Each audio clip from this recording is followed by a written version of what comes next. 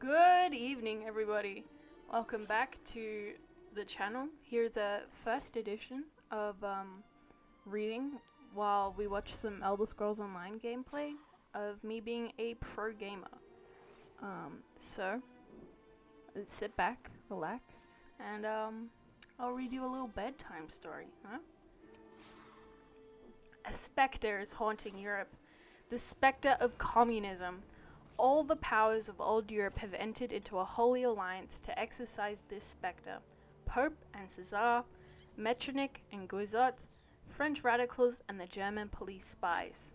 Where is the party in opposition that has not been decreed as communistic by its opponents in power?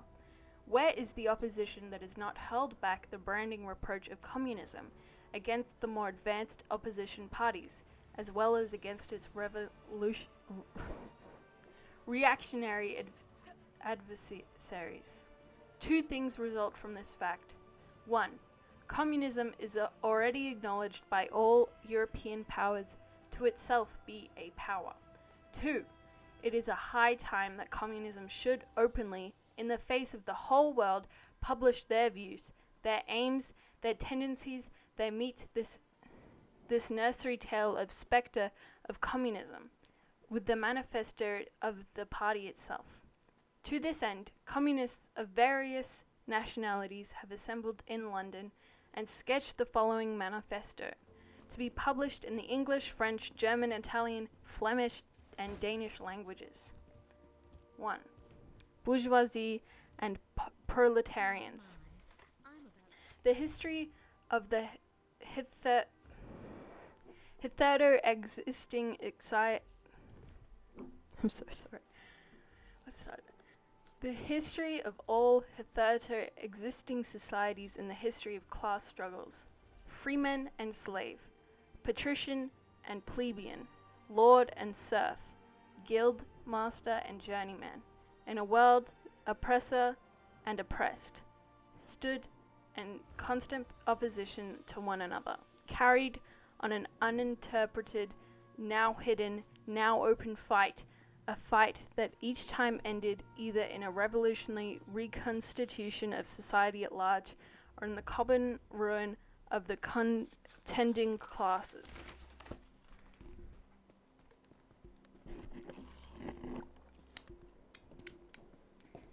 Oh shit. Whoops. In early epochs of history, we find almost everywhere a complicated arrangement of society into various orders, a manifold graduation of social rank. In ancient Rome, we have patricians, knights, plebeians, slaves. In the Middle Ages, feudal lords, vassals, guildmasters, journeymen, apprentices, serfs. In almost all of these classes, again, subordinate gradations. Oh my god, it says gradations. The modern bourgeoisie society that has sprouted from the ruins of feudal society has not done away with the class antagonists.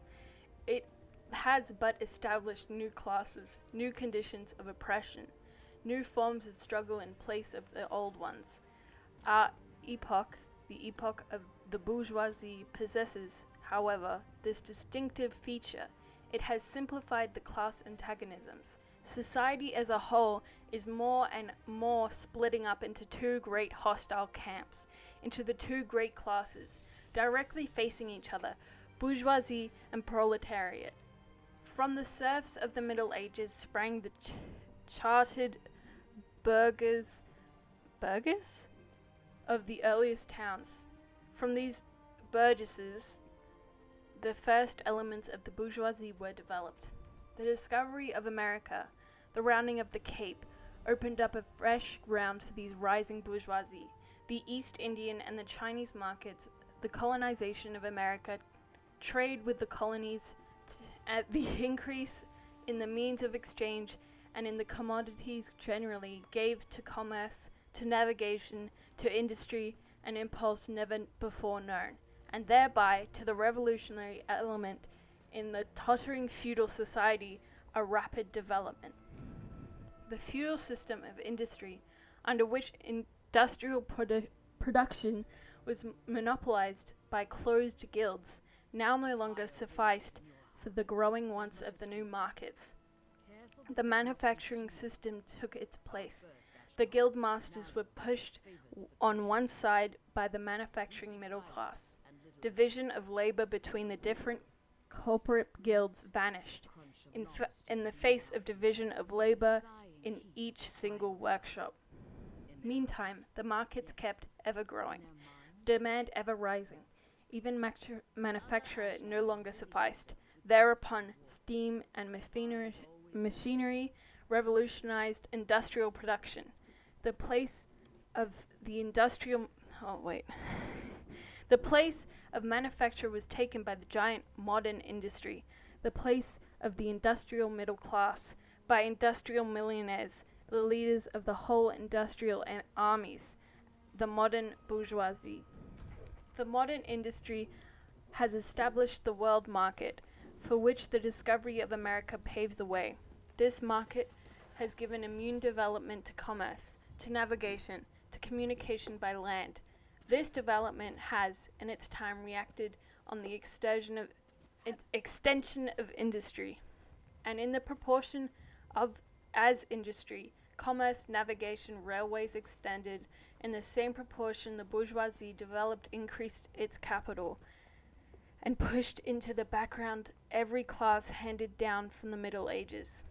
We see, therefore, how the modern bourgeoisie, itself the product of long course of development, of a series of revolutions in the modes of production and of exchange. Each step in the development of the bourgeoisie was accompanied by a corresponding political advance of that class, an oppressed class under the sway of the feudal nobility, an armed and self-governing association in the medieval commune. Here, independent urban republic, as in Italy and in Germany, the textable third estate of the monarchy, as in France, afterwards, in the period of manufacture proper, serving either the semi-feudal or the absolute monarchy as a counterpoise against the nobility, and, in fact, cornerstone of the great monarchies in general. The bourgeoisie has at last, since the establishment of modern industry and the world market, conquered for itself in the modern representative state exclusive political sway. The executive for the modern state is but a committee for managing the common affairs of the whole bourgeoisie. The bourgeoisie, historically, has played a most revolutionary part. The bourgeoisie, wherever it has got the upper hand, has put an end to all feudal, patriarchal, idyllic relations. It has pitilessly torn asunder the motley feudal ties that bound man to his natural superiors, and has left remaining no other nexus between man and man than naked self-interest, than callous cash payment. It has drowned the most heavenly ecstasies of religion, fervor, of chivalrous enthusiasm, of Philistine sentimentalism, in the icy water of egotistical calculation. It has resolved personal worth into the exchange of value, and in place of the numberless feasible chartered freedoms, it has set up a single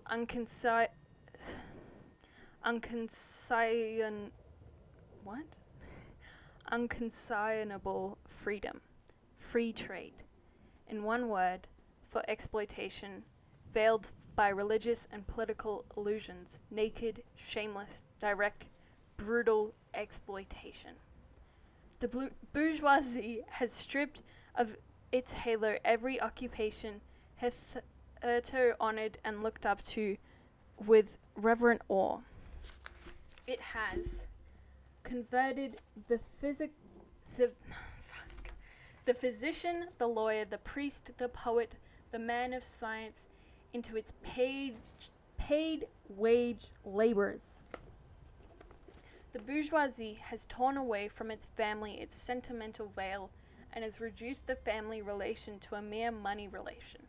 The bourgeoisie has disclosed how it came to pass that the brutal display of vigor in the Middle Ages, which reactionists so much admire, found its fitting complement in the most slothful indolence. It has been the first to show what man's activity can bring about. It has accomplished wonders far surpassing Egyptian pyramids, Roman aqueducts, and Gothic cathedrals. It has conducted expeditions that put in the shade of all former exoduses of the nations and crusades. The bourgeoisie cannot exist without constantly revolutionizing the instruments of production, and thereby the relations of production, and with them the whole relations of society. Conservation of the old models of production is unaltered form, was on the contrary the first condition of existence for all earlier industrial classes. The constant revolutionizing of production, uninterrupted disturbance of all social conditions, everlasting uncertainty of the agitation distinguish the bourgeoisie epoch from the earlier ones. All fixed, fast, frozen relations with the train of ancient and venerable prejudices and opinions are swept away. All new-found ones become antiquated before they can ossify. All that solid melts into air. All that is holy is profaned, and man is last compelled to face with sober senses his real conditions of life and his relations with his kind. The need of a constantly expanding market for its products chases the bourgeoisie over the whole surface of the globe. It must settle everywhere, establish connections everywhere. The bourgeoisie has, through its exploitation of the world market, given a cosmopolitan character to production and consumption in every country. To the great chagrin of reactionists, it's drawn from under the feet of industry the national ground on which it stood. All old establishment national industries have been destroyed or are daily being destroyed. They are dislodged by new industries, whose introduction becomes a life and death question for all civilized nations. By industries that are no longer work up for indigenous raw material, but raw material drawn from the remotest zones, industries whose products are consumed, not only at home, but in every quarter of the globe. In place of the old ones, satisfied by the productions of the country, we find new ones requiring for the satisfaction of the products of distant lands and climes. In the place of old local and national seclusion and self-sufficiency, we have intercourse in every direction, universal independence of nations. As in material, so also in intellectual production. The intellectual creations of individual nations become common property. National one-sidedness and narrow-mindedness become more and more impossible. And from the numerous national and local literatures there arises a world literature. The bourgeoisie, by the rapid improvement of all instruments of production, by the immensely facilitated means of communication, draws all, even the most barbarian nations into civilization. The cheap prices of its commodities, of the heavy artillery with which it batters down all Chinese walls, with which it forces the barbarians' intensely obstinate hatred of foreigners into capitulate. It compels all nations, on pain of extinction, to adopt the bourgeoisie mode of production. It compels them to introduce what it calls civilization into their minds. i.e., to become bourgeoisie themselves. In one world, it creates a world after its own image. The bourgeoisie has subjected the country to the rule of the towns. It has created enormous cities, has greatly increased urban population as compared with the rural, and has thus rescued a considerable part of the population from the idiocy of rural life. Just as it made the country dependent on the towns, so it has made barbarian and semi-barbarian countries dependent on the civilized ones. Nations of peasants and nations of bourgeoisie, the East and the West. The bourgeoisie keeps more and more doing away with the scattered state of the population, of the means of production and of property. It is agglomerated production. It is concentrated property in a few hands.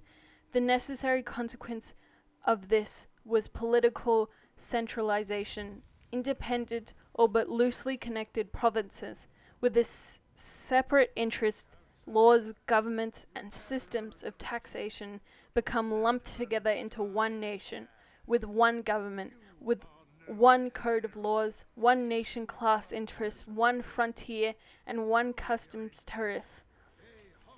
The bourgeoisie, during its rule of scarce in 100 years, has created more massive and more colossal productive forces than have all preceding generations together. Subjection of nations' forces to man, machinery, application of chemistry to industry and agriculture, steam navigation, railways, electric telegraphs, clearing the whole continent of cultivation, canalization of rivers, whole populations conjured out of the ground. What earlier century had been presentiment that such productive forces slumbered in the lap of social labor. We see then that means of production and exchange on whose foundation the bourgeoisie built itself up were generated in feudal society. At a certain stage in development of these means of production and of exchange, the conditions under which feudal society produced and exchanged, the feudal organization of agriculture and manufacturing industry, in one word, the feudal relations of property become no longer compatible with the already developed productive forces. They became so many fetters. They had to be burst asunder. They were burst asunder. Into their place stepped free competition, accompanied by a social and political constitution adapted to it, and by the economical and political sway of the bourgeoisie class. A similar movement is going on before our own eyes. Modern bourgeoisie society with its relations of production, of exchange and of property, a society that has conjured up such gigantic means of production and of exchange. It is like a sorcerer, who is no longer able to control the powers of netherworld, whom he has called up by his spells. For many a decade past, the history of industry and the commerce is but the history of the revolt of the modern productive forces against the modern conditions of production, against the property relations that are the conditions for the existence of the bourgeoisie and of its rule. It is enough to mention the commercial crisis that by their periodical return put on its trial, each time more threateningly. The existence of the entire bourgeoisie society in these crises, part are not only of the existing products but also of the previously created productive forces, are periodically destroyed. In these crises there breaks up an epidemic that in all earlier epochs would have seemed an absurdity, the epidemic of overproduction. Society suddenly finds itself put back into a state of momentary barbarism.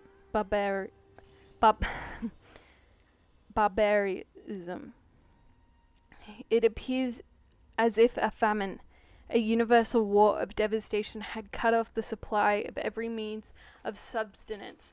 Industry and commerce seemed to be destroyed.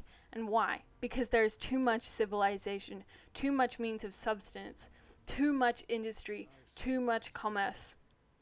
The productive forces at the disposal of society no longer tend to further the development of the conditions of bourgeoisie property. On the contrary, they have become too powerful for these conditions by which they are fettered, and so soon as they overcome these fetters, they bring disorder into the whole of bourgeoisie society, endanger the existence of bourgeoisie property. The conditions of bourgeoisie society are too narrow to compare to the wealth created by them. And how does the bourgeoisie get over these crises? On the one hand, enforced destruction of the production forces. On the other, by the conquest of new markets, and by the more thorough exploitation of the old ones, that is to say, by paving the way for more extensive and more destructive crises, and by the diminishing the means whereby crises are prevented. The weapons with which the bourgeoisie felled feudalism to the ground are now turned against the bourgeoisie itself. But not only has the bourgeoisie forged the weapons that bring death to itself, it has also called into the existence of men who are to wield those weapons, the modern working class, the proletarians. In the proportion as the bourgeoisie, i.e. the capital, is developed, in the same proportion is the proletariat, the modern working class, developed, a class of laborers who live only so long they find work, and who find work only so long their labor increases capital. These laborers, who must sell themselves piecemeal, are a commodity, like every other article of commerce, are consequently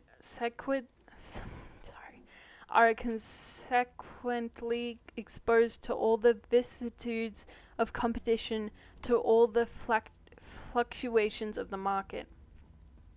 Owing to the existence of the machinery and division of labor, the work of the proletarians has lost all individual character, and consequently all charm of the workman. He becomes an appendage of the machine, and is not only the most simple, most monotonous, and most easily acquired knack that is required of him. Hence, the cost of production of a workman is restricted, almost entirely, to the means of subsistence that he requires for his maintenance, and for the propagation of his race. But the price of commodity, and therefore also labor, is equal to the cost of production. In proportion, therefore, as the repulsiveness of the work increases, the wage decrease, nay more, in production as the use of machinery and division of labor increases, in the same proportion the burden of toil also increases, whether by the prolongation of the working hours, by increase of the work exacted in a given time, or by increased speed of the machinery, etc.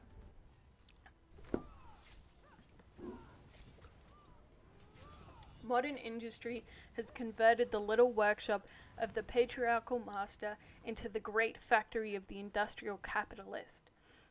Masses of laborers crowded into the factory are organized like soldiers, as privates of the industrial army are placed under the command of its perfect hierarchy of officers and sergeants. Sergeants? I don't know.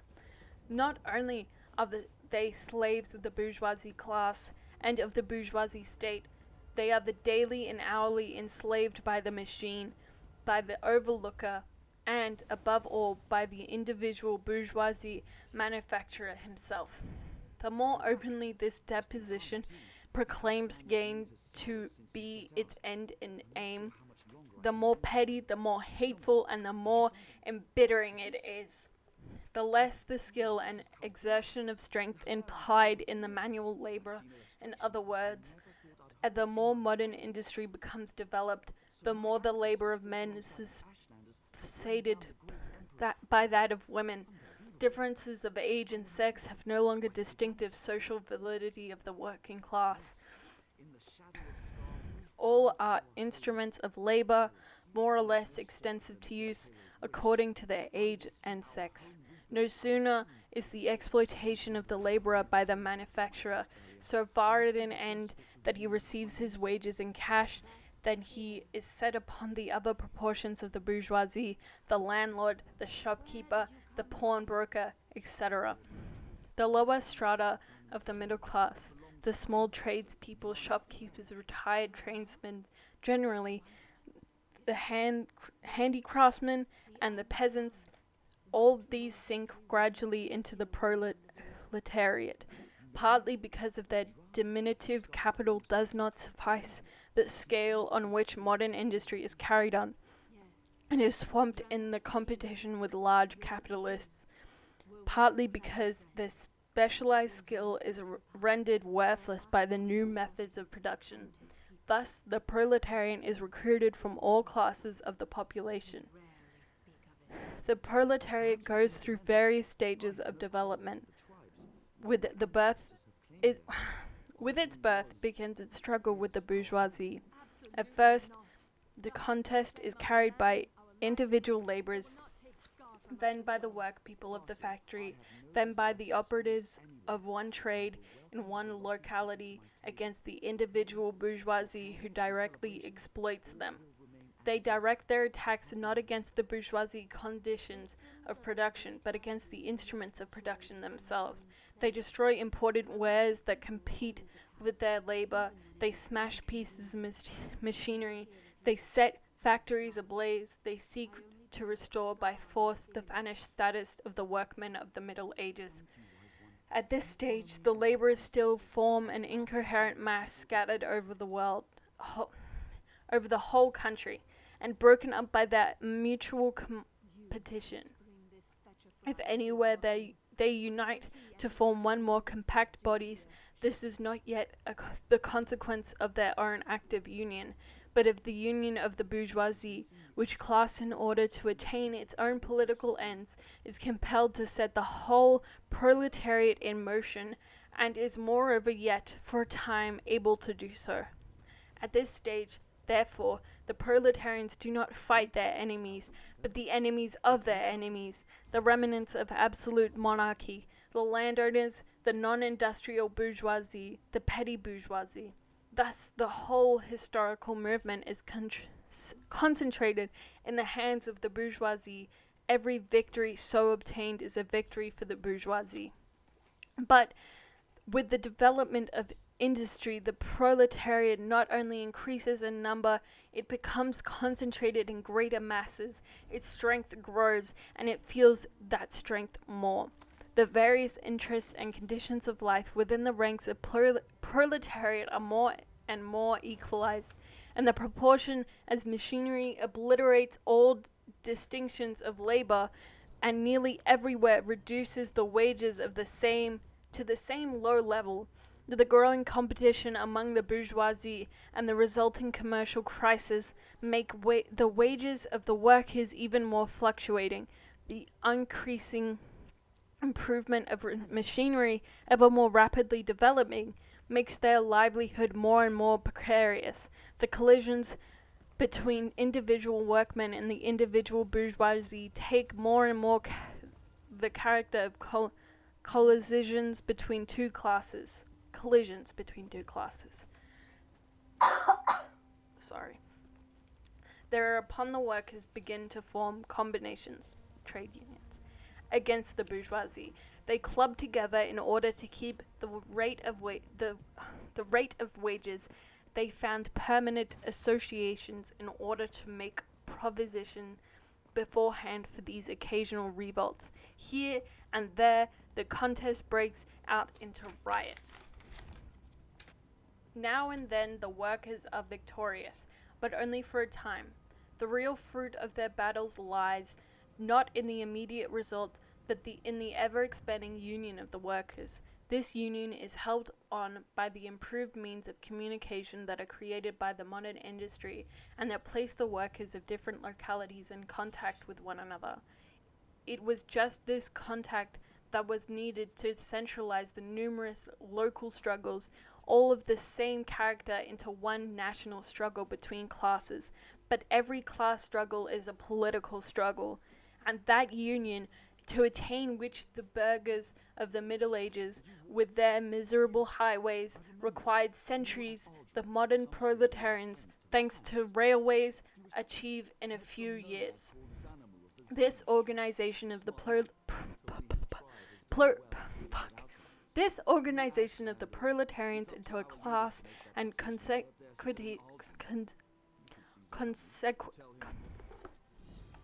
consequently into a political party is continually being upset again by the competition between the workers themselves.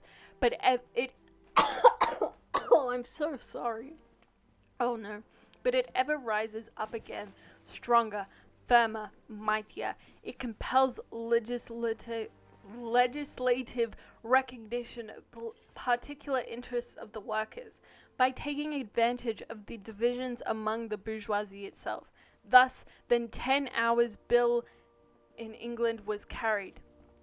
Although altogether collisions between the class of the old society further in many ways the course of development of the proletariat, the bourgeoisie find itself involved in a constant battle, at first with the aristocracy, later on with those portions of the bourgeoisie itself whose interests have become antagonistic to the progress of industry, at all times with the bourgeoisie of foreign countries.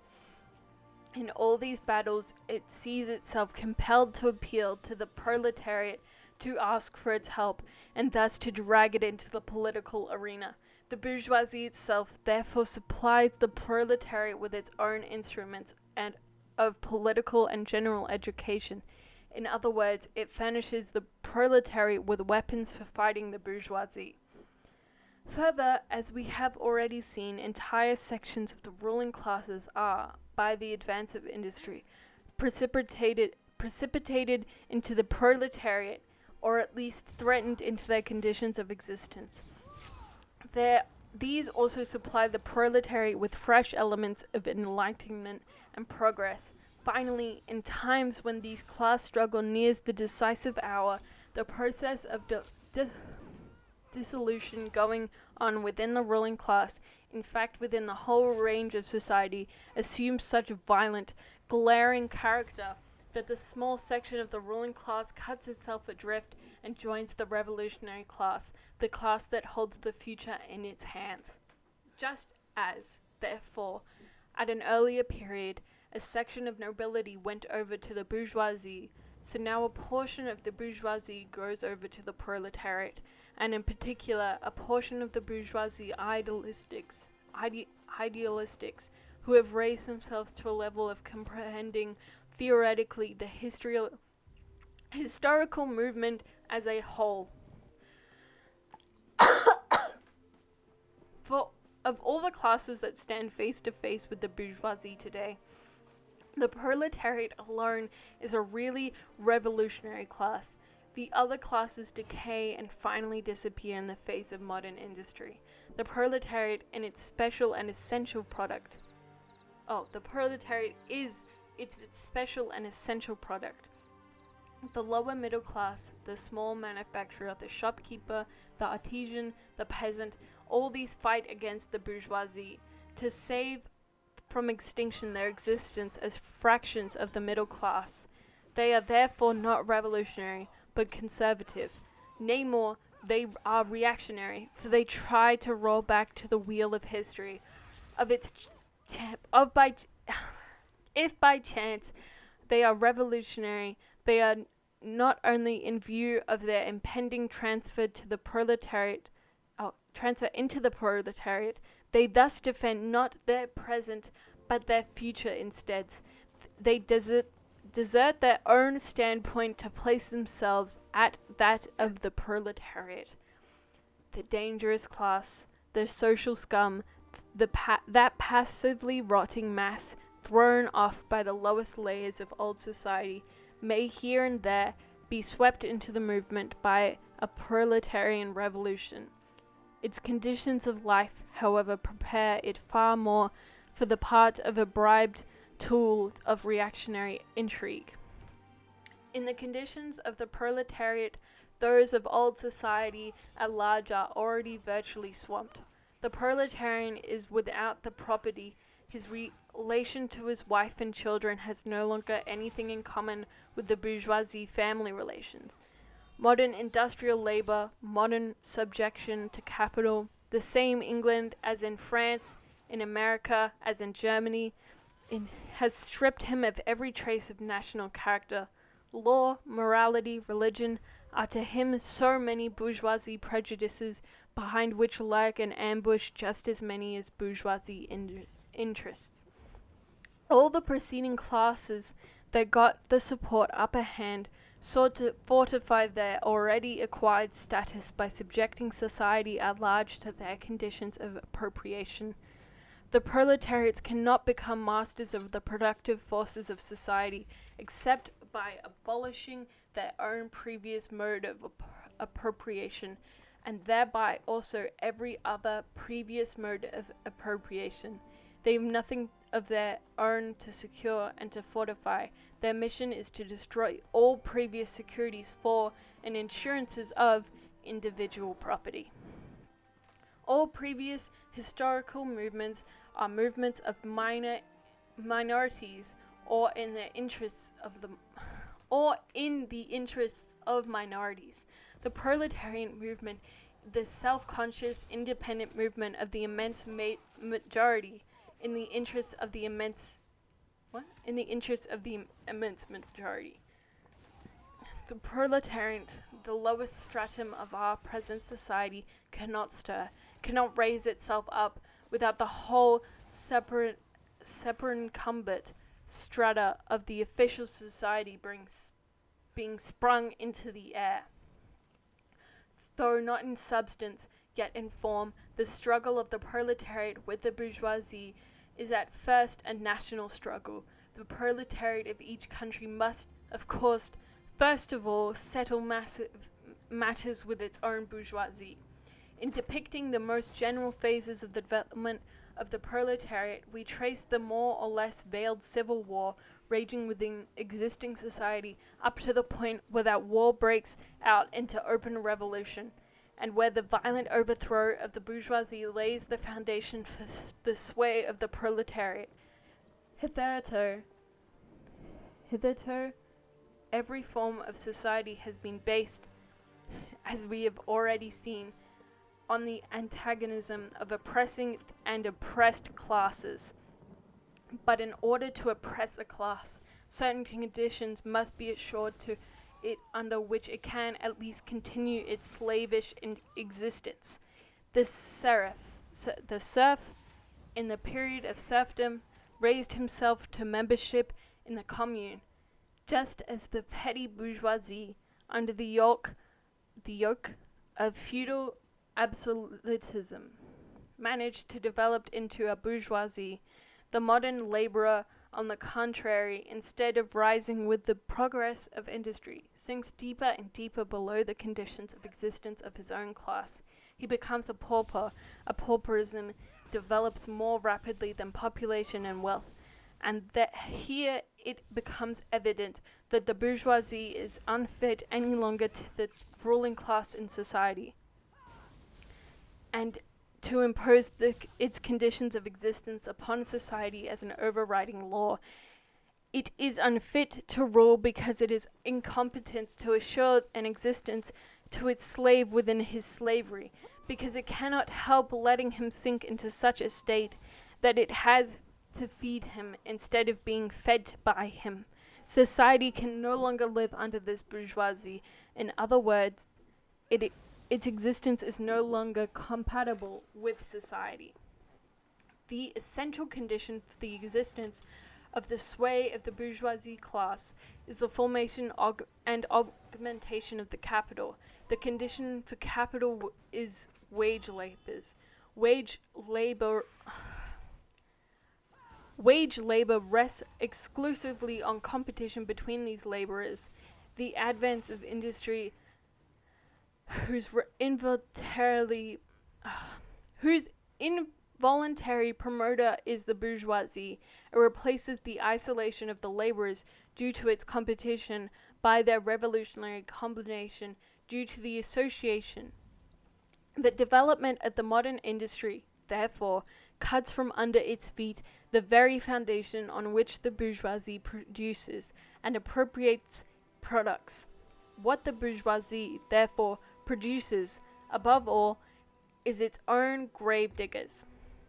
Its fall and the revolutionary of all proletariat are equally inevitable. 2. The proletarians and the communists. In what relation do the communists stand to the proletarians as a whole? The communists do not form a separate party opposed to other working class parties. They have no interests separate and apart from those of the proletariat as a whole. They do not set up any sectarian principles of their own by which to shape and mold the proletarian movement. The communists are distinguished from the other working class parties by this only. 1. In the national struggles of the proletarians of the different countries, they point out and bring to the front of the common interests of the entire proletariat independently of all nationality. 2. In the various stages of development which the struggle of the working class against the bourgeoisie has to pass through, they always and everywhere represent the interests of the movement as a whole. The communists, therefore, are on the one hand practically the most advanced and resolute section of the working class parties of every country, that section which pushes forward all others. On the other hand, theoretically, they have over the great mass of the proletariat the advantage of clearly understanding the line of march, the conditions, and the ultimate general results of the proletarian movement. The immediate aim of the communist is the same as that of all the other proletarian parties: the formation of the proletariat into a class, overthrow the bourgeoisie supremacy, conquest of political power by the proletariat. The theoretical conclusions of the communists are in no way based on ideas or principles that have been invented or discovered by this or that would-be universal reformer. They merely express in general terms actual relations springing from an existing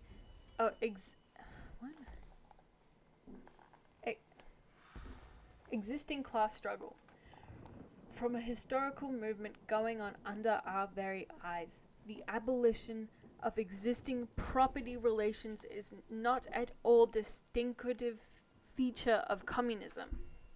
All property relations in the past have continually been subject to historical change consequent upon the change in historical conditions. The French Revolution, for example, abolished feudal property in favor of bourgeoisie property. The distinguishing feature of communism is not the abolition of property in general, but the abolition of bourgeoisie property. But modern bourgeoisie private property is the final and most complete expression of the system of producing and appropriating products that is based on class antagonisms and the exploitation of the many by the few. In this sense, the theory of communists may be summed up in a single sentence: abolition of private property. We communists have been reproached with the desire of abolishing the right of personally acquiring property as the fruit of a man's own labor, which property is alleged to be groundwork of all personal freedom, activity, and independence. Hard-won, self-acquired, self-earned property. Do you mean the property of the petty artisan and of the small peasant, a form of property that has preceded the bourgeoisie form? There is no need to abolish that. The development of industry has to great extent already destroyed it and is still destroying it daily. Or do you mean modern bourgeoisie private property? But does wage labor create any property for the laborer? Not a bit. It creates capital, i.e. the kind of property which exploits wage labor, which cannot increase except upon condition of begetting a new supply of wage labor for fresh exploitation. Property, in its present form, is based on the antagonism of capital and wage labor. Let us examine both sides of this antagonism. To be a capitalist is to have not only a purely personal but a social status in production. Capital is a collective product, and only by the united action of many members, nay, in the last resort, only by the united action of all members of society can it be set in motion. Capital is therefore not a personal, it is a social power. When therefore capital is converted into common property, into the property of all members of society, personal property is not thereby transformed into social property. It is only the social character of the property that is changed. It loses its class character. Let us now take wage labor. The average price of wage labor is the minimum wage, i.e. the quantum of the means of subsistence, which is absolutely requisite in bare existence as a laborer. What, therefore, the wage laborer appropriates by means of his labor merely suffices to prolong and reproduce a bare existence. We by no means intend to abolish this personal appropriation of the products of labor, an appropriation that is made for the maintenance and reproduction of human life, and that leaves no surplus wherewith to command the labor of others.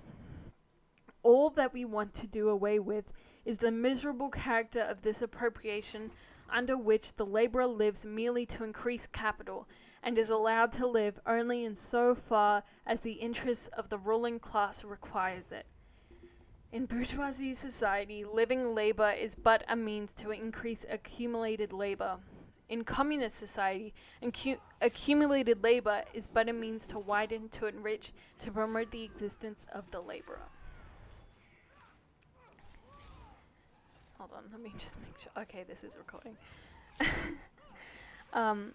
In bourgeoisie society, therefore, the past dominates the present.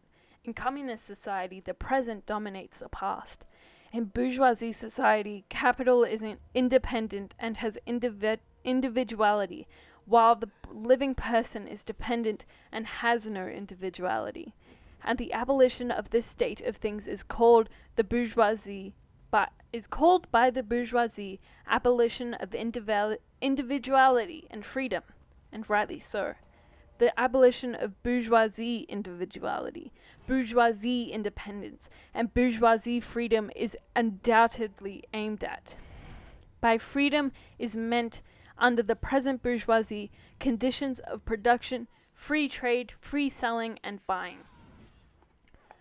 But if selling and buying disappears, free selling and buying disappears also. This talk about free selling and buying and all the other brave words of our bourgeoisie about freedom in general have a meaning, if any, only in contrast with the restricted selling and buying, with the fettered traders of the Middle Ages, but have no meaning when opposed to the communistic abolition of buying and selling, of the bourgeoisie conditions of production, and of the bourgeoisie itself. You are horrified at our intending to do away with private property, but in your existing society, private property is already done away with for 9/10 of the population. Its existence for the few is solely due to its non-existence in the hands of those 9/10. You reproach us Therefore, with intending to do away with a form of property, the necessity condition for those whose existence is the non-existence of any property for the immense majority of society. In one word, you reproach us with intending to do away with your property. Precisely so. That is just what we intend. From the moment when labor can no longer be converted into capital, money, or rent, into a social power capable of being monopolized, i.e., from the moment when individual property can no longer be transformed into bourgeoisie property, into capital, from that moment you say individuality vanishes. You must therefore confess that individual you mean no other person than the bourgeoisie, than the middle class owner of the property. This person must indeed be swept out of the way and made impossible. Communism deprives no man of the power to appropriate the products of society. All that it does is to deprive him of the power to subjugate the labor of the others by means of such appropriation. It is being objected that upon the abolition of private property all work will cease, all universal laziness will overtake us. According to this, bourgeoisie society ought long to have gone to the dogs through sheer idleness, for those its members who work acquire nothing, and those who acquire anything do not work. The whole of this objection is but other expression of tautology, that there is no longer that there are no longer be any wage labor, then there is no longer any capital. All objections urged against the communistic mode of producing and appropriating material products have in the same way been urged against the communistic modes of producing and appropriating intellectual products, just as to the bourgeoisie the disappearance of class property in the disappearance of production itself. So the disappearance of class culture is to him identical with the disappearance of all culture. That culture, the loss of which he laments, is, for the enormous majority, a mere training to the act as the machine. But don't rankle with us so long that you apply to our intended abolition of the bourgeoisie property, the standard of your bourgeoisie notions of freedom, culture, law, etc. Your very ideas are but the outgrowth of the conditions of your bourgeoisie production and the bourgeoisie property, just as your jurisprudence is but the will of your class made into law for all, a will whose essential character and direction are determined by the economical conditions of existence of your class. The selfish misconception that induces you to transform into internal laws of nature and of reason, the social forms springing from your present mode of production and former property, historical relations that rise and disappear in the progress of production. This misconception you share with every ruling class that has preceded you. What you see clearly in case of ancient property, what you admit in the case of feudal property, you are of course forbidden to admit in the case of your own bourgeoisie form of property. Abolition of the family. Even the most radical flare up at this infamous proposal of the communists. On what foundation is the present family, the bourgeoisie family, based? On capital, on private gain. In its completely developed form, this family exists only among the bourgeoisie. But this state of things finds its complement in the practical absence of the family among the proletarians, in public prostitution. The bourgeoisie finally will vanish as a matter of course when its complement vanishes, and both will vanish when the vanishing of capital. With the vanishing of capital. Do you charge us with wanting to stop the exploitation of children by their parents? To this crime we pled guilty. But what But You will say we destroy the most hallowed of relations. when we replace home educational by social, and your education is not also social and determined by the social conditions under which you educate, by the intervention, direct or indirect, of society by means of schools, etc. The communists have not invented or intervention of society in education. They do but seek to alter the character of intervention and rescue education from the influence of the ruling class. The bourgeoisie claptrap about the family and education, about the hollowed correlation of parent and child, becomes the more disgusting, the more by the action of modern industry. All family ties among the proletarians are torn asunder, their children transformed into simple articles of commerce and instruments of labor. But you communists would introduce community of women, screams the whole bourgeoisie in chorus. The bourgeoisie sees in his wife a mere instrument of production. He hears that the instruments of production are to be exploited in common, and naturally can come to no other conclusion than there are lots of being common to all with will likewise fall to the women. He has not even a suspicion that the real point is to do away with the status of women as mere instruments of production. For the rest, nothing is more ridiculous than the virtuous indignation of our bourgeoisie at the community of women which they pretend is the openly official established by the communists. The communists have no need to introduce community of women. It has existed for almost it has existed almost from time immemorial. I don't know how to say that. Our bourgeoisie, not content with having the wives and daughters of their proletarians at their disposal, not to speak of common prostitutes, to take the greatest pleasure in seducing each other's wives.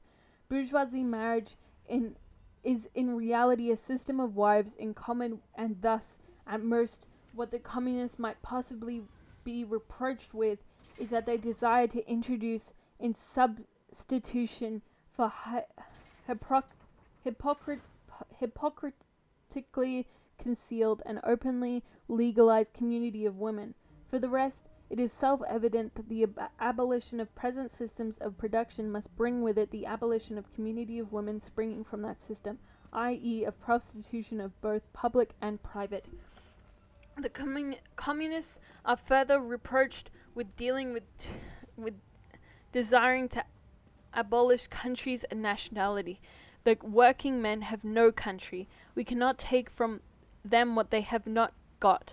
Since the proletariat must first of all acquire political supremacy, must rise to the leading class of the nation, must constitute itself the nation, it is, so far, itself national, though not in the bourgeoisie sense of the word.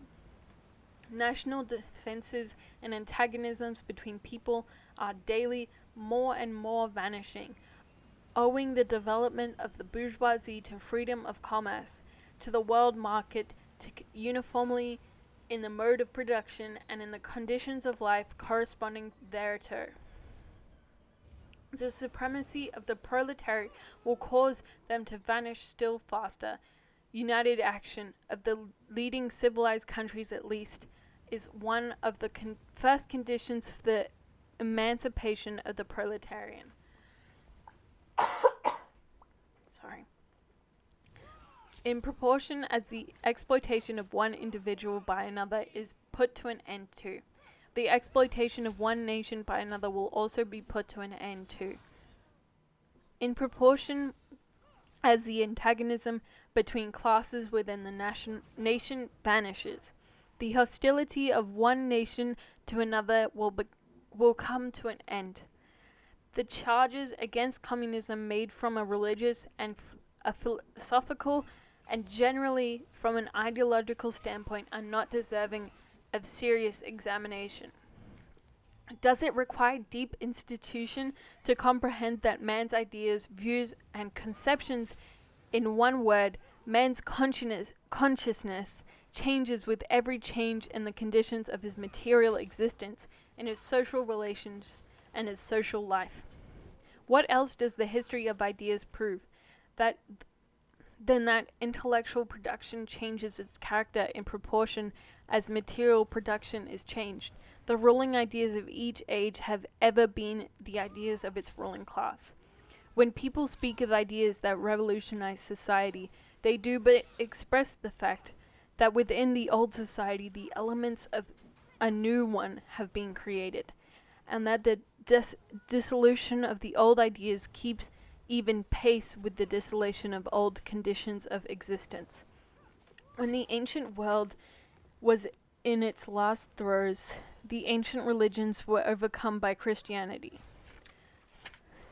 When Christian ideas succumbed in the 18th century to rationalist ideas, oh my god, I'm sorry if the dog's barking. To rationalist ideas, feudal society brought its death battle with the then hold on, I'm gonna tell him to shut up. No, my mate fell. Hey!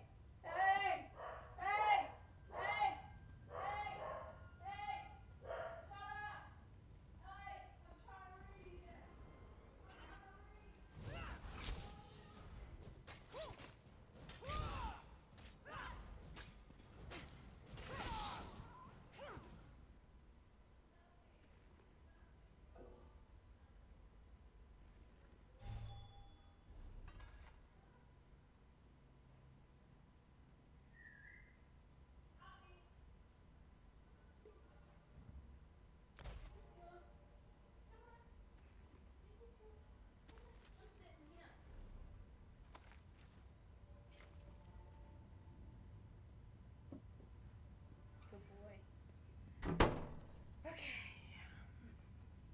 Can I get back to reading now?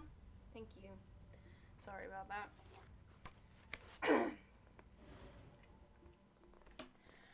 Succumbed to the 18th century to rationalist ideas, feudal society fought its death battle with the then revolutionary bourgeoisie.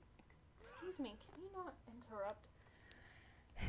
The ideas of religious liberty and freedom of consciousness merely gave expression to the sway of free competition within the domain of knowledge. Can you not? I'm trying to read here. Undoubtedly. I'm sorry. Oh my gosh. Dude! Why? Oh my god. Yeah, I'm sorry. Undoubtedly, it will be said religious, moral, philosophical, and juridical ideas have been modified in the course of historical development. But religion, morality, philosophy, political science, and law constantly survive this change. There are, besides, eternal truths such as freedom, justice, etc., that are common to all states of society. But communism abolishes internal truths. It abolishes all religion and all morality instead of constituting them to a new basis. It therefore acts in contraction of constituting them on a new basis. It therefore acts in contradiction to all past historical experience. What does this accusation reduce itself to?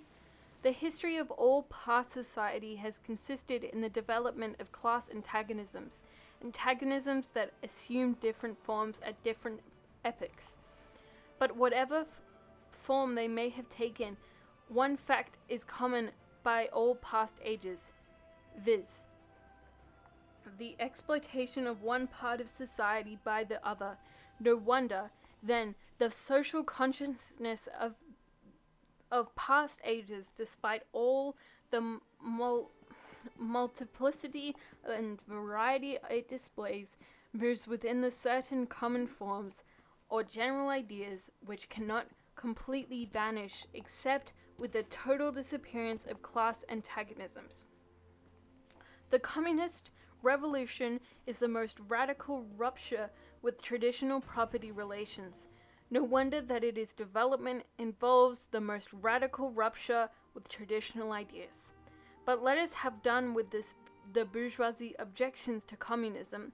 We have seen above that the first step in the revolution by the working class is to raise the proletariat to the position of ruling class to win the battle of democracy. We have seen above.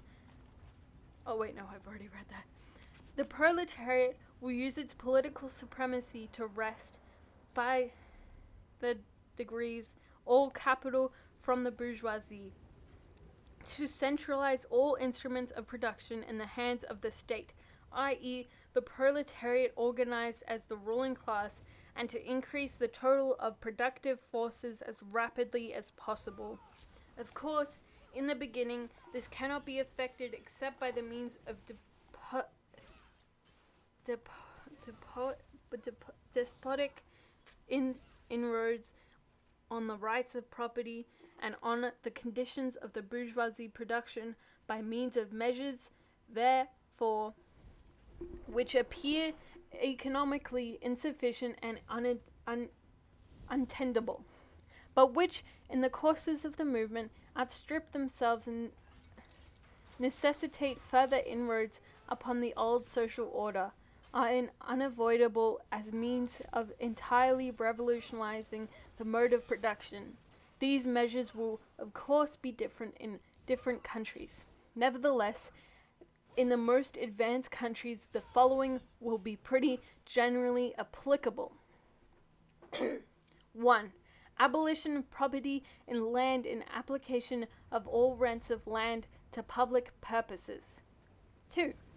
A heavy progressive or graduated income tax. 3. Abolition of all right of inheritance. 4. Confiscation of the property of all emigrants and rebels.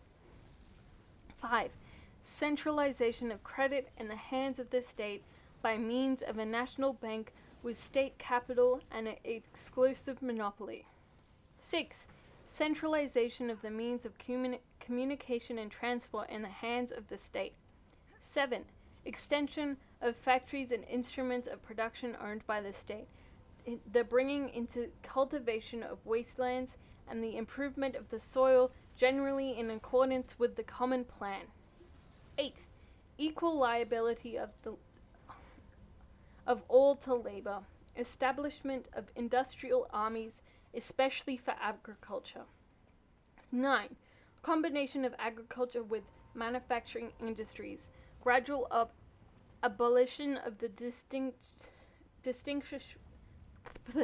distinction between town and country by a more equable distribution of the population over the country. 10. Free education for all children in public schools, abolition of children's factory labor in its present form, combination of the education with industrial production, etc., etc.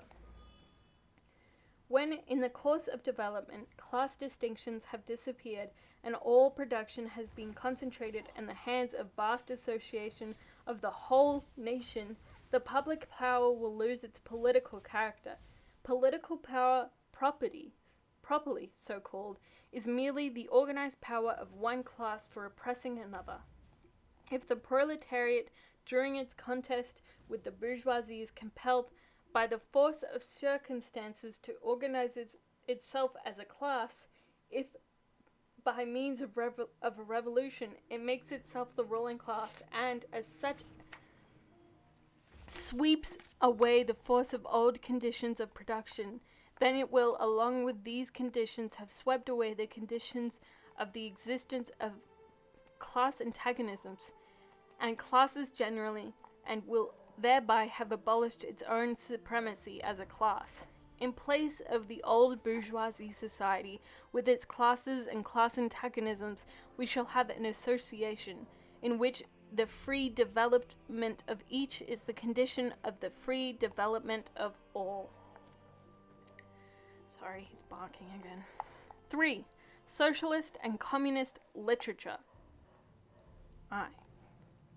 Reactionary socialism. A. Feudal socialism.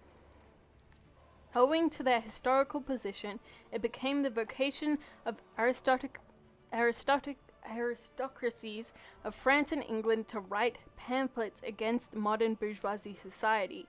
In the French Revolution of July 1830 and in the English Reform agitation, these aristocracies again succumbed to the hateful upstart. Thenceforth, a serious political contest was altogether out of the question. A literary battle alone remained possible. But even in the domain of literature, the old cries of the Restoration period had become impossible.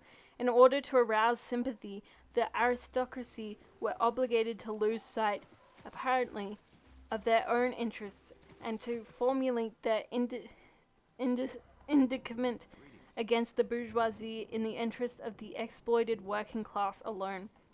Thus, the aristocracy took their revenge by sinister prophecies of coming catastrophe. Did I just read it like that? Oh my god.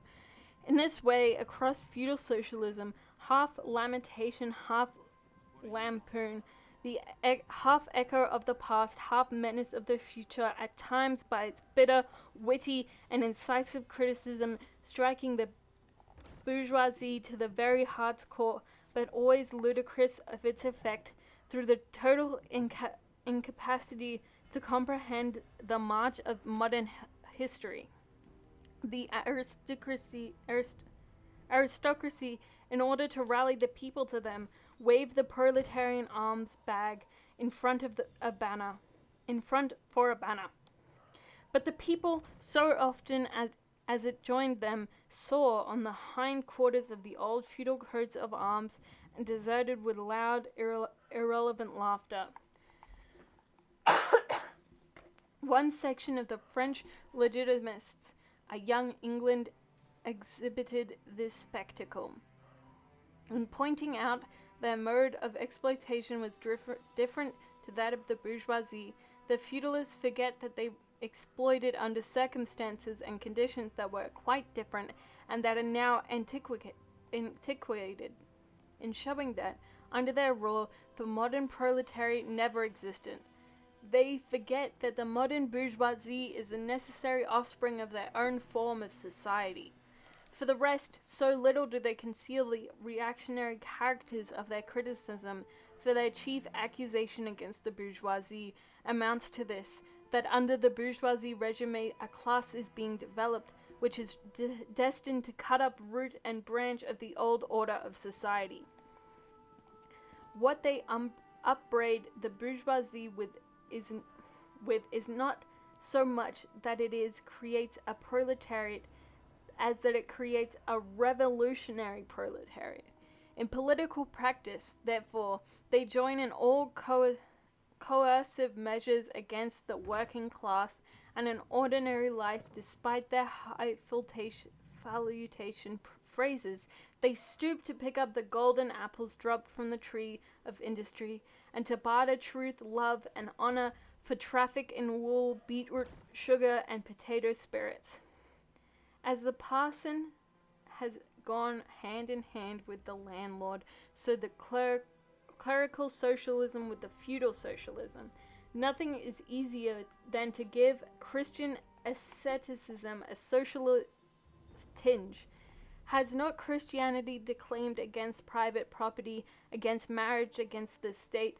Has it not preached to the place of these charity and property, celibacy and mortification of the flesh, monastic life and mother church? Christian socialism is but the holy water with which the priest consecrates the heart burnings of the aristocrat.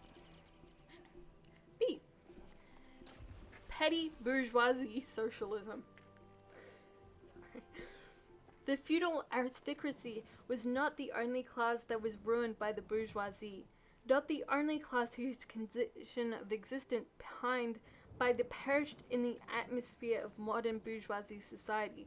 The modern burgesses of the small peasant proprietors of the precursors of modern bourgeoisie in those countries which are but little developed industrially and commercially, these classes still vegetate side by side with rising bourgeoisie. In countries where modern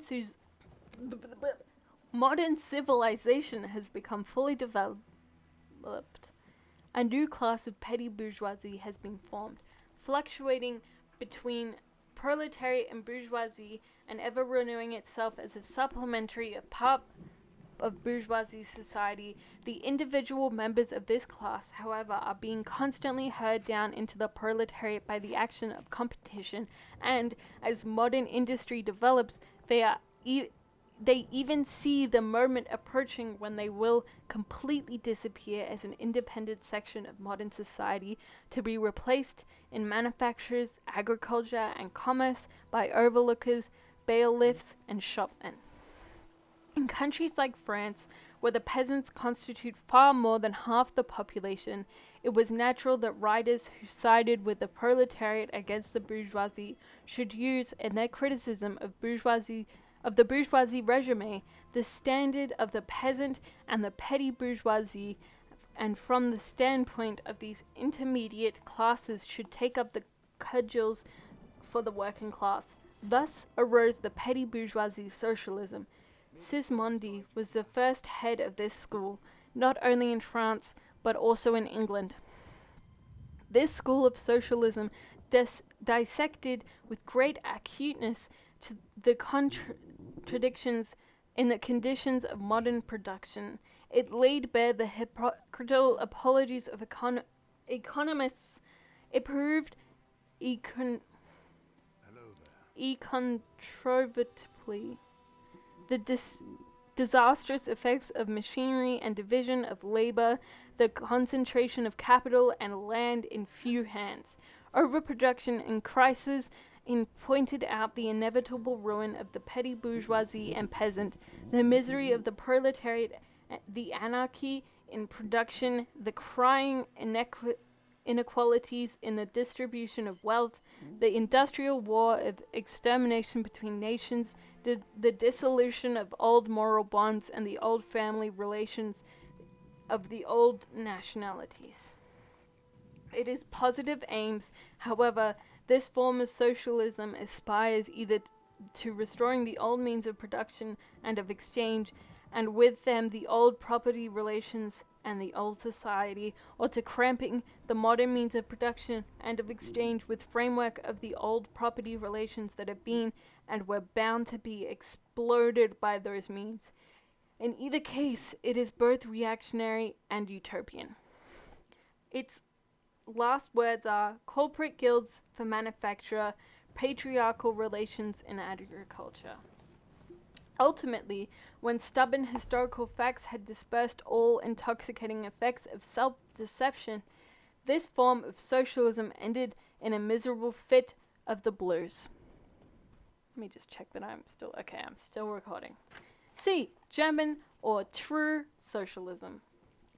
The socialist and communist literature of France, a literature that was originated under the pressure of bourgeoisie in power, and that of the expression of the struggle against this power, was introduced into Germany at a time when the bourgeoisie in that country had just begun its contest with feudal absolution.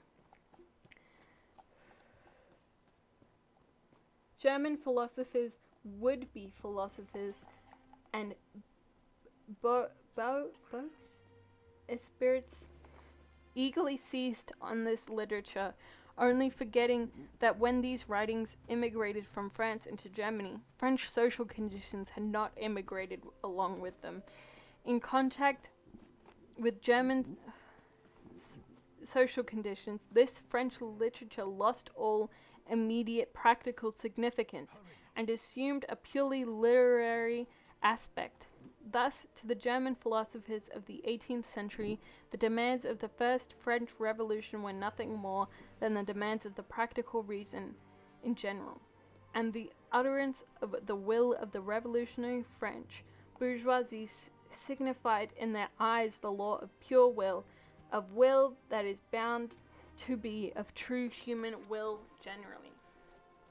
The world of the German literary consisted solely of bringing the French ideas into harmony with the ancient philosophical conscience, or rather, annexing the French ideas without deserting their own philosophy's point of philosophic point of view. This annexation took place in the same way in which foreign language is appropriated, namely by translation. It is well known how the monks wrote silly lives of Catholic saints over the manuscripts on which the classical works of ancient heathodon had been written. The German literati reversed this process with the profane French literature. They wrote their philosophical nonsense between the French original. For instance, beneath the French criticism of the economic functions of money, they wrote alienation of humanity.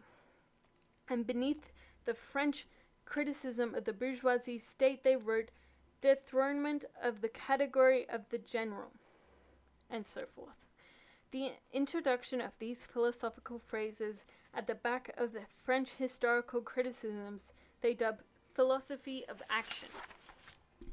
True socialism, German science of socialism, philosophical foundation of socialism, and so on. The French socialist and communist literature was thus completely emasculated, and since it ceased in the hands of the German to express the struggle of one class with the other, he felt conscious of having overcome French one-sidedness, and of representing not true requirements, but the requirements of truth. Not the interests of the proletariat, but the interests of the human nature of man in general, who belongs to no class, has no reality, who exists only in the misty realm of philosophical fantasy. This German socialism, which took its schoolboy task so seriously and solemnly, and extolled its poor stock-in-trade in such mountebank fashion, meanwhile gradually lost its pedantic innocence. The fight of the German, and especially of the Prussian bourgeoisie, against the feudal aristocracy and absolute monarchy, in other words, the liberal movement, became more earnest. By this, the long-wished-for opportunity offered to true socialism of confronting the political movement with the socialist demands of hurling the traditional anathemas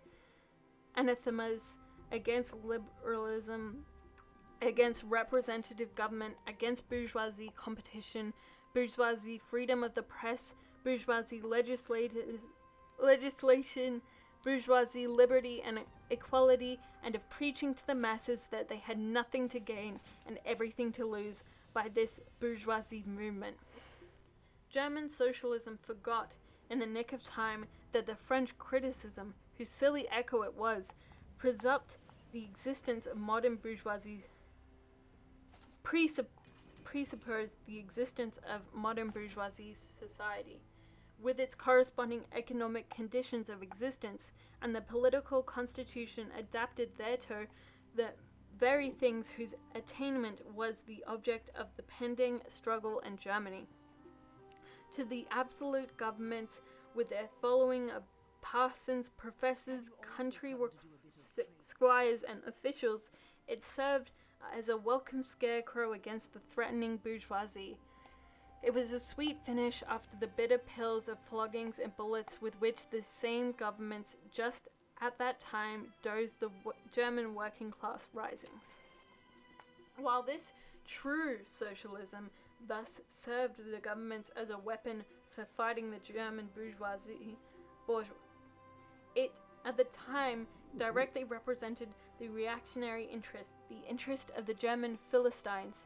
In Germany, the petty bourgeoisie class, a relic of the 16th century and since then constantly cropping up under various forms, is the real social basis of the existing state of things. To preserve this class is to preserve the existing state of things in Germany. The industrial and political supremacy of the bourgeoisie threatens it with certain destruction, on the one hand, from the concentration of capital, on the other, from the rise of revolutionary proletariat. True socialism appeared to kill these two birds with one stone. It spread like an epidemic. The robe of speculative cobwebs, embroidered with flowers of rhetoric, steeped into the dew of sticky sentiment, and transcended eternal truths, all skin and bone, served wonderfully increase the sale of their goods amongst such a public. And on its part, German socialism recognized more and more its own calling as the bombastic representation of the petty bourgeoisie Philistine. It proclaimed the German nation to be the model nation, and the German petty Philistine to be the typical man. To every villainous meanness of this model man, it gave a hidden, higher socialistic interpretation, the exact contrary of its real character. It went to the extreme length of directly opposing the brutally destructive tendency of communism, and of proclaiming its supreme and impartial content of all class struggle, with very few exceptions, and so-called socialist and communist public actions are that now, 1847, circulate in Germany belong to the domain of this foul and enervating literature. Shit, my tea's cold. 2 I's. Is that 2? Or is it double I? I don't know. Conservative or bourgeois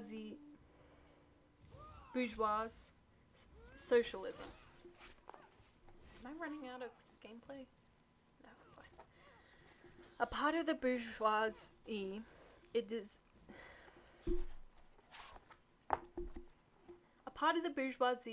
is desirous of redressing social grievances in order to secure the continued existence of bourgeoisie society. To this section belong economists, philanthropists, humanitarians, improvers of the condition of the working class, organizers of charity, members of societies for the prevention of cruelty to animals, temperance fanatics, hole and corner reformers of every imaginable kind. This form of socialism has, moreover, been worked out into complete systems. Why many cite Proudhon's Philosophie de la Misère, I don't know how to speak French, as an example of this form. The socialistic bourgeoisie want all the advantages of modern social conditions without the struggles and dangers of necessarily resulting therefrom. They desire the struggle and the dangers of necessarily resulting therefore. Oh, I literally just read that. They desire this existing state of society minus its revolutionary and disintegrating elements. They wish for a bourgeoisie without a proletariat. The bourgeoisie naturally conceives the world in which it is supreme to be the best, and bourgeoisie socialism, this comfortable conception into various or more or less complete systems, and requiring the proletariat to carry out such a system, and thereby to march straight way into social New Jerusalem. Ooh. It but requires in reality the proletariat should remain with the bounds of existing society, but should cast away all its hateful ideas concerning the bourgeoisie. A second and more practical but less systematic form of this socialism sought to depreciate every revolutionary movement in the eyes of the working class by showing that no mere political reform, but only a change in material conditions of existence in economic relations could be of any advantage to them. By changes in the material conditions of existence. This form of socialism, however, by no means understands abolition of the bourgeoisie relations of production, an abolition that can be effected only by a revolution, but administrative reforms based on the continued existence of these reforms, therefore, that in no respect affect to the relations between capital and labor, but at the best lessen the cost and simplify the administrative work of bourgeoisie government. Bourgeoisie socialism maintains adequate expression when and only when it becomes a mere figure of speech. Free trade for the benefit of the working class. Protective duties for the benefit of the working class. Prison reform for the benefit of the working class. This is the last word and the only seriously meant word of bourgeoisie socialism. It is summed up in the phrase, "The bourgeoisie is a bourgeoisie for the benefit of the working class."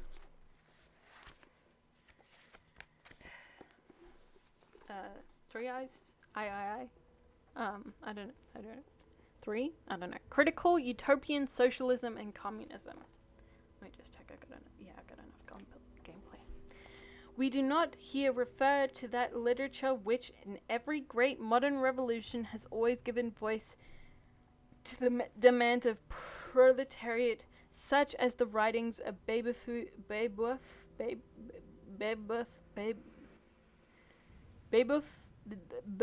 I don't know. I'm so sorry. I don't know how to say that name, and others.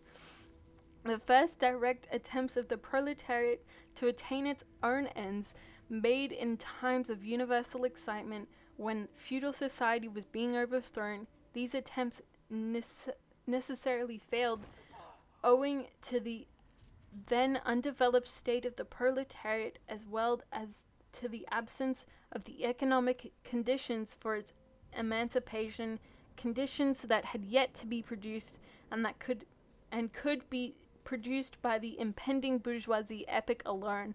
The revolutionary literature that accompanied these fast movements of the proletariat had necessarily a reactionary character. It included universal ascetism and social leveling in its crudest form.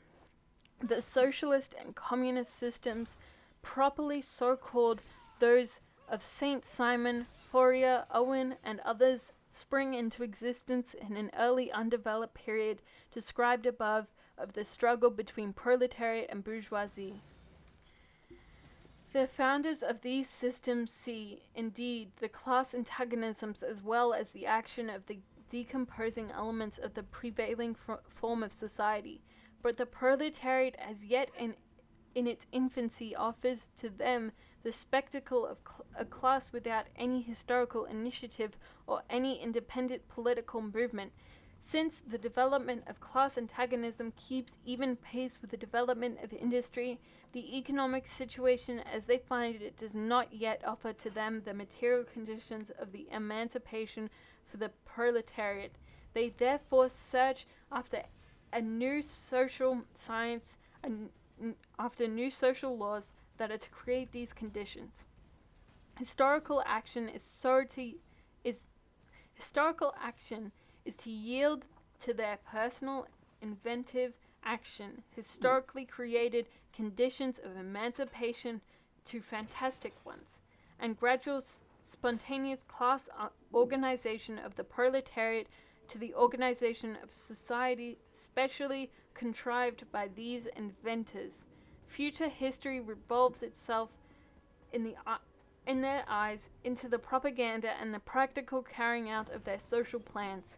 In the formation of their plans, they are conscious of caring chiefly for their interests of the working class as being the most suffering class. Only from the point of view of being the most suffering class does the proletariat exist for them. The undeveloped state of the class struggle, as well as their own surroundings, causes socialists of this kind to consider themselves far superior to all antagonisms. They want to improve the conditions of every member of society.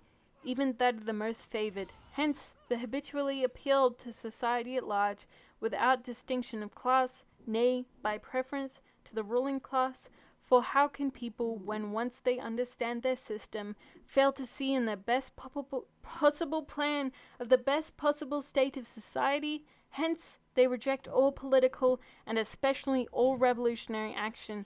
They wish to attain their ends by peaceful means and endeavor by small experiments necessarily doomed to failure and by force.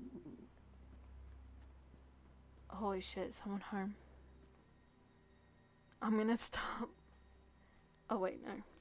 Small experiments necessarily doomed to, wait, I'll just, okay. I'm gonna have to stop. Okay, I'm back. Sorry about that. So, let's start again. Only from the point of view of being the most suffering class does the proletariat exist for them. The undeveloped state of the class struggle, as well as their own surrounding, causes socialists of this kind to consider themselves far superior to all class antagonisms. They want to improve the condition of every member of society, even that of the most favored. Hence, they habitually appeal to society at large, without distinction of class, nay, by preference to the ruling class. For how can people, when once they understand their system, fail to see in their best possible plan of the best possible state of society? Hence, they reject all political and especially all revolutionary action. They wish to attain their ends by peaceful means and endeavor by small experiments necessarily doomed to failure, and by the force of example to pave the way for new social gospel. Such fantastic pictures of future society painted at a time when the proletariat is still in a very undeveloped state and has but a fantastic conception of its own position correspond with the first instinctive yearnings of the class for general reconstruction of society. Sorry, but these socialist and communist publications contain also a critical element. They attack every principle for existing society, hence that they are full of the most valuable materials for the enlightenment of the working class. The practical measures proposed in them, such as the abolition of the distinction between town and country, of the family, or the carrying of own industries to the account of private individuals, and of the wage system, the proclamation of social harmony, the conversion of the functions of the state into a mere subintendence of production. All these proposals point to the disappearance of class antagonism, which were at the time only just cropping up, and which in these publications are recognized in their earliest indistinct and undefined forms only. These proposals, therefore, are of a purely utopian character. The significance of critical utopian socialism and communism bears an inverse relation to the historical development. In proportion to the modern class struggle develops and takes definite shape, this fantastic standing apart from the contest, these fantastic attacks on it, lose all practical value, all theoretical justification. Therefore, although the originators of these systems were in many respects revolutionary, the disciples have in every case formed the reactionary sects. They hold fast by the original views of their masters, in opposition to the progressive historical development of their proletariat. They therefore endeavor, and that consistently, to deaden the class struggle, to reconcile the class antagonisms. They still dream its experimental realization of their social utopias, of founding isolated of establishing home colonies, of setting up a little Icaria, duodecimo editions of the New Jerusalem, and to realize all castles in the air. They compelled to appeal the feelings and pursuits of the bourgeoisie. By degrees, they sink into the category of the reactionary conservative socialist depicting above, differing from these only by more conservative socialists depicted above, differing from the superstitious belief of the miraculous effects of their social science, they therefore violently oppose all political action on the part of the working class. Such action, according to them, can only result from blind unbelief in the new gospel. The Owentists in England and the Fourierists in France respectively opposed the Chartists of the Reformists.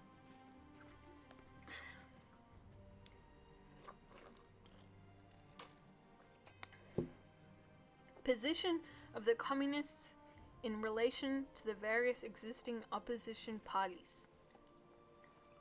Section 2 has made clear the relations of the Communists to the existing working class parties, such as the Chartists in England and the Agrarian reforms in America.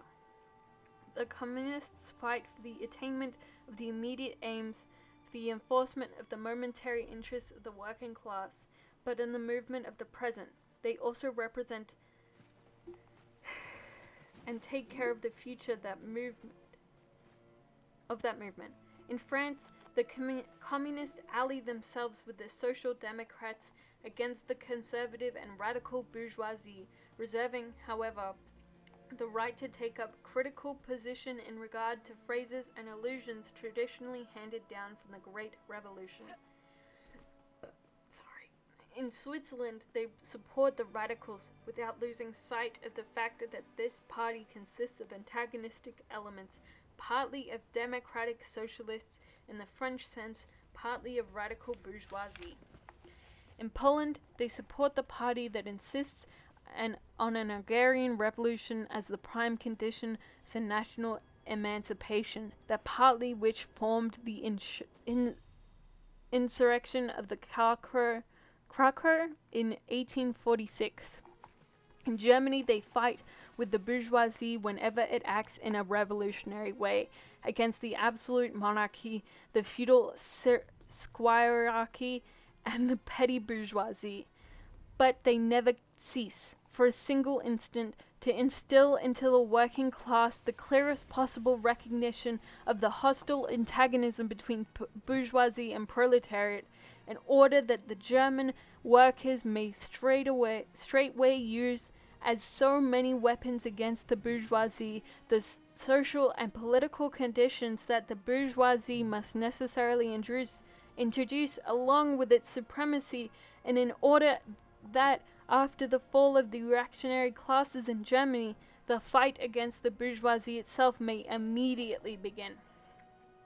The communists turn their attention chiefly to Germany because that country is on the eve of bourgeoisie revolution that is bound to be carried out under more advanced conditions of the European civilization, and which much more developed proletariat than that of England, which in the 17th, and of France in the 18th century, and because the bourgeoisie revolution in Germany will be prelude to immediately following proletarian revolution. In short, the communists everywhere support every revolutionary movement against the existing and political order of things. In all these movements, they bring up to the front as leading question in each the property in question, no matter what its degree of development at the time. Finally, they labor everywhere for the union and agreement of these democratic parties of all countries. The communists disdain to conceal their views and aims. They openly declare that their ends can be attained only by forcible overthrow of the existing social conditions. Let the ruling classes tremble at the communistic revolution. The proletarians have nothing to lose but their chains. They have the world to win. Working men of all countries unite. Alright, that is the end of that one. So I'm gonna end the video here and read the conditions of the working class in England in 1844 in the next video. So goodbye. subscribe for the next video and my Minecraft videos. Thank you.